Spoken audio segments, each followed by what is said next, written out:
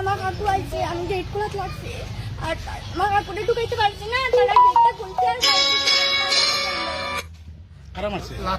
লাত মাইরা তারা ঢুকছে আর ঢুকে তো মাইরা গেছে।